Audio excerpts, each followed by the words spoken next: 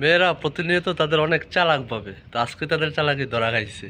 মানে ছেলেটি তার লাইন নিয়ে তেল নিতেছে তার গাড়িতে, ছেলেটি লাইন নিয়ে সে তার গাড়িতে লাগাইছে মেয়েটি। তো ছেলেটি আসলে পুলিশ, এখন খাইছে ধরা, মেন কার চিপাই পড়বে একটু পরেই। তো শেষ পর্যন্ত দেখুন ভিডিওটা।